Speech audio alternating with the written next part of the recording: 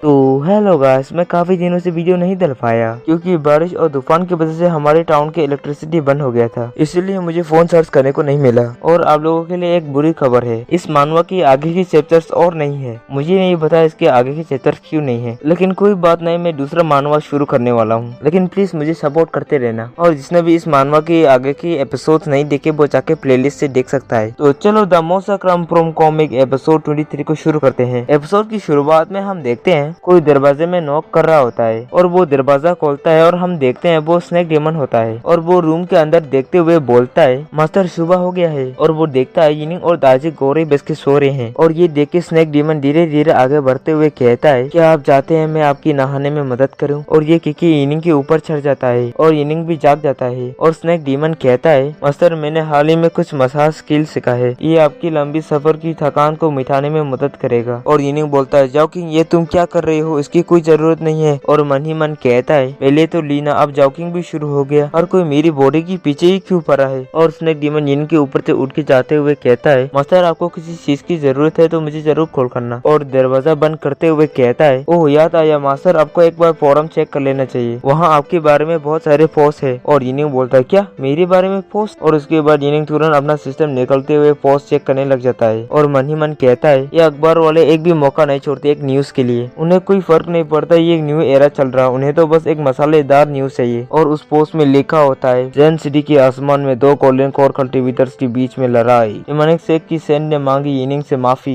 यिनिंग ने दिया जबरदस्त स्पीच। और ये सब देख के यिनिंग मन ही मन कहता है, इन अखबार वाले ने तो पूरी डिटेल्स में पोस्ट किया है, लेकिन इन पोस्ट में मेरी एक भी फोटो अच्छी नहीं है। अगली बार ऐसा कुछ होगा तो मैं अपना फोटो अच्छी तरह से लेने के लिए कहूंगा। तभी दरवाजे में फिर से नॉक होता है और यिनिंग मन ही मन कहता है, जॉकिंग फिर से वापस क्यों आया है? और कहता है, अंदर आ जाओ, दरवाजा खुला है। और दरवाजा खुलता है और लीना अंदर आते हुए कहता है, हस्बैंड मेरे बेडरूम में पानी नहीं आ रहा है, क्या मैं आपके बाथरूम में शावर ले सकता हूँ? और यिनिंग लीना को अपनी रूम में देख के हैरान हो जाता है और कहता है, लीना क्या तुम्हें सचमुच इसकी जरूरत है? और लीना यिनिंग के पास आके यिनिंग के गले को सहलाते हुए कहता है, हाँ सचमुच ये बहुत जरूरी है, क्या आपको ऐसा नहीं लगता मेरे प्यारे हस्बैंड? और यिनिंग कहता है, ठीक है तो जल्दी से जाकर शावर ले लो, तब तक मैं बाहर जाके ब्रेकफास्ट कर लेता हूँ। और यिनिंग ये कह रूम से बाहर जाने लगता है और लीना यिनिंग को पीछे से फ्लाइंग किस देते हुए कहता है, हस्बैंड तो क्या आप वापस आते हुए कुछ लेकर आ सकते हैं? मेरी शावर लेने के बाद हम एक साथ ब्रेकफास्ट कर सकते हैं। और यिनिंग मन ही मन कहता है, कल रात जो भी हुआ उसके बारे में लीना भूल गया है क्या? उसे देख के तो ऐसा लग रहा है उसे कल रात के बारे में कुछ भी याद नहीं है। और नेक्स्ट सीन में हम देखते हैं यिनिंग जैन सिटी से निकलने वाला होता है और यिनिंग ग्रैंडपा कांग और इंस्पेक्टर किन से बात कर रहा होता है। और ग्रैंडपा कांग यिनिंग से कहता है, यिनिंग इस बुढ़े आदमी को याद रखना और कभी कभार मुझसे मिलने जरूर आना। और इंस्पेक्टर किन बोलता है, यिनिंग क्या सचमुच तुम्हारा मिलिट्री में ज्वाइन होने का कोई इरादा नहीं है? जैन सिटी की जो मदद तुमने की उसके बारे में हायर अप्स को पता है? और यिनिंग बोलता है, मैं आपकी अच्छी इंटेंशन को अप्रिशिएट करता हूँ चीफ इंस्पेक्टर किन, लेकिन मुझे बहुत सारी जरूरी काम भी करना है, इसलिए मैं मिलिट्री में ज्वाइन होने के बारे में अभी नहीं सोच सकता। और इंस्पेक्टर किन बोलता है, मैं समझ सकता हूँ आपकी भी कोई पर्सनल रीजन है। और एक बिल्डिंग के ऊपर से बाजू यिनिंग के गैरेज को जाते हुए देख के कहता है, भले ही यहाँ की लड़ाई इतनी इंटेंस नहीं थी, लेकिन हायर अप्स को यिनिंग के एग्जिस्टेंस के बारे में पता चल गया है। और इस तरह हायर अप्स के ऑफिस में यिनिंग की वही फोर्स के बारे में मीटिंग चल रहा होता है। और एक बुढ़ा आदमी मॉनिटर बंद करते हुए कहता है, इस बार डिमानिक शेख की बिहेवियर सही नहीं था और इसकी वजह से मिलिट्री कमांडर भी गुस्सा है और यिनिंग ने डिमानिक शेख का ध्यान अपने और खींच लिया है।